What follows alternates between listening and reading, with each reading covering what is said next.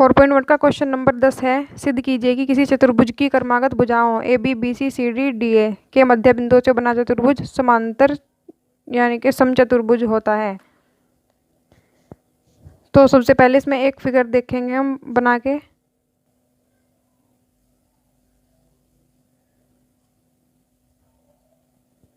तो देखो, माना कि चतुर्भुज ए बी सी डी का शीर्ष ए मूल बिंदु है और बिंदु ए के सापेक्ष बी सी डी के स्थिति सदिश क्रमशः बी सी डी हमने मान लिए हैं।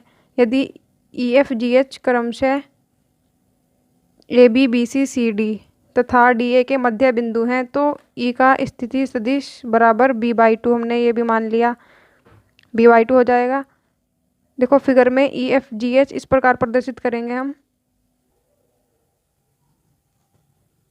ये फिगर है हमने बनाई, इसमें क्वेश्चन में दिया है कि अंदर है एक चतुर्भुज के अंदर मूल बिंदु से दिया है एक चतुर्भुज दूसरा, तो ई एफ जी एच हम इस प्रकार से ये बना लेंगे। उसके बाद एफ का स्थिति सदिश जैसे हमने माना है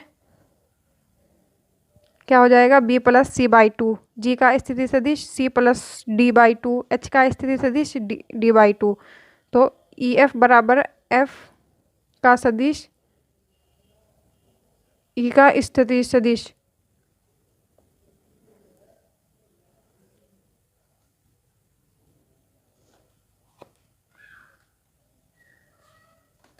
b+c/2 माइनस b/2 बराबर क्या आ जाएगा, b से b कैंसिल c/2 और एच जी बराबर जी का स्थिति सदिश माइनस एच। जैसे यहाँ हमने माइनस ई आया था ऊपर, तो यहाँ माइनस एच का स्थिति सदिश क्या हो जाएगा, c+d/2 माइनस d/2 बराबर c/2।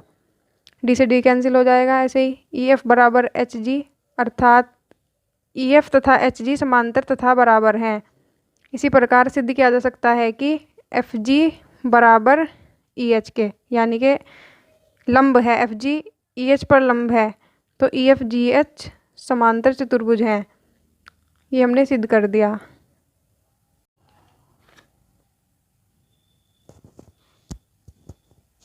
क्वेश्चन नंबर 11, यदि किसी चतुर्भुज की क्रमागत भुजाओं द्वारा प्रदर्शित वेक्टर क्रमशः ए बी सी तथा डी हैं तो सिद्ध करो कि चतुर्भुज के समांतर चतुर्भुज होने के लिए आवश्यक शर्त है a+c बराबर 0 या b+d बराबर 0, यानी कि दोनों या तो a+c बराबर 0 है और b+d बराबर भी 0 है।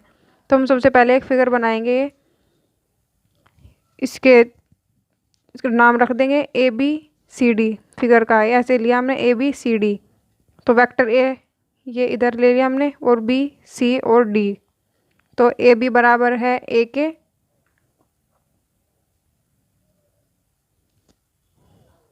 ए बी जो है वो वेक्टर ए के बराबर है, बी सी वेक्टर बी के बराबर और सी डी वेक्टर सी और डी ए वेक्टर डी, तथा ए सी प्लस सी डी बराबर ए डी है।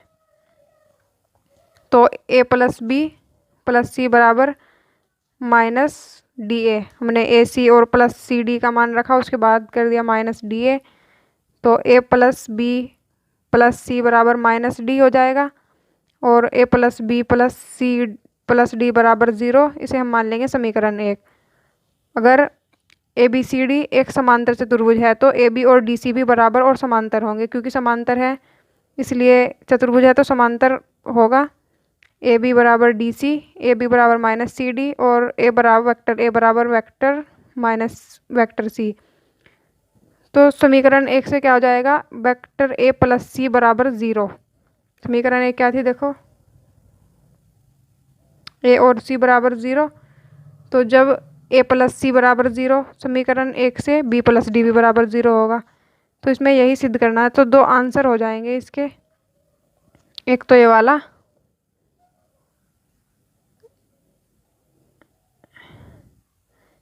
ये आंसर है ए प्लस सी बराबर 0 और एक ये बी प्लस डी बराबर 0। ये हमें सिद्ध करना था कि दिया था कि ए प्लस सी बराबर 0 है फिर बी प्लस डी बराबर 0 है, तो ऐसे सिद्ध हो जाएगा।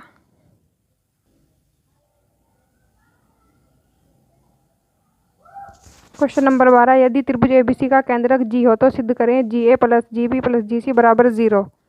ये 4.1 का 12वां क्वेश्चन है। तो इसमें सबसे पहले एक फिगर बनाएंगे, त्रिभुज बनाएंगे ए बी सी। इनके वेक्टर के नेम दे दिए, वेक्टर ए, वेक्टर बी और वेक्टर सी। और इसमें दिया है कि जी केंद्रक है एक त्रिभुज का, यहाँ एक जी भी होना चाहिए, जी केंद्रक। तो हम ए बराबर क्या हो जाएगा, ए बराबर vector A plus B plus C और बाई 3, और जी ए बराबर हो जाएगा जी माइनस ए। तो A plus B plus C by 3 बराबर कितना हो जाएगा, माइनस ए।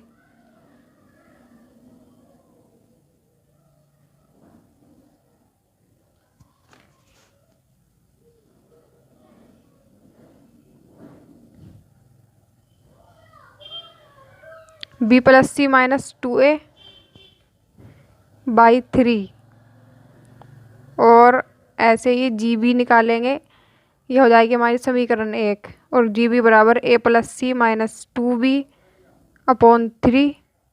जैसे यहाँ पर 2a हुआ तो यहाँ पर माइनस 2b हो जाएगा जी बी में, और जी सी बराबर हो जाएगा A plus B minus 2c by 3। हमने त्रिभुज का फॉर्मूला लिया है सबसे शुरू में, ए बराबर A into A plus B plus C by 3। अब हम क्या करेंगे, इन समीकरण को जोड़ देंगे सबको, ए समीकरण 1 2 3 को। समीकरण 1 2 3 यानी कि G A plus G B plus G C बराबर, समीकरण 1 क्या है, B plus C minus 2a by 3, और ए प्लस, समीकरण 2 है A plus C minus 2b by 3, और A plus B minus 2c by 3, ये है समीकरण 3। जब जोड़ेंगे हम इन्हें तो ये 3 तो सेम है, ये सब सेम आ जाएगा 3 अपॉन में, और 2b minus 2b plus 2c minus 2c plus 2a minus 2a, जब हम इन्हें जोड़ेंगे तो यह आ जाएगा बराबर 0। यह आ जाएगा answer.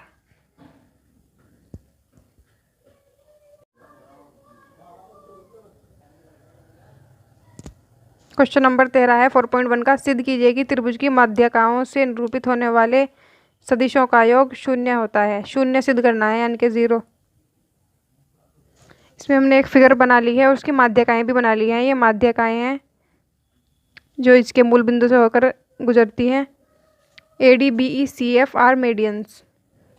A D plus B E, A D plus B E और प्लस सी एफ, ये इसकी माध्यिकाएं हैं। ए डी बराबर क्या हो जाएगा, A B plus A C by 2, B E बराबर B A plus B C by 2, और सी एफ बराबर C A plus C B by 2। 2 इसलिए हो जाएगा क्योंकि जब हम सी ए प्लस सी बी करेंगे तो 2, यानी कि हमने 2 माध्यिकाएं का जोड़ कर रहे हैं हम, तो A D plus B F plus C F जोड़ देंगे इन्हें आपस में, तो A D plus A C by 2 plus B A plus B C by 2 plus C A plus C B by 2। जब हम जोड़ेंगे A B plus A C plus B A plus B C plus C A plus C B by 2, तो A B plus A C minus A B plus B C minus A C minus B C, ये क्या हो जाएगा, A B से A B cancel और ए सी से ए सी cancel और B C से बी सी कैंसिल, और बाई 2, तो 0 बाई 2 करेंगे, 0 को भाग करेंगे 2 से तो ऑटोमेटिकली 0 आ जाएगा। तो ये माध्यिकाएं 0 ही होती हैं त्रिभुज की, तो ये हमने सिद्ध कर दिया। त्रिभुज से जो गुजरती हैं, मूल बिंदु से गुजरने वाली माध्यिकाएं होती हैं, वे 0 होती हैं।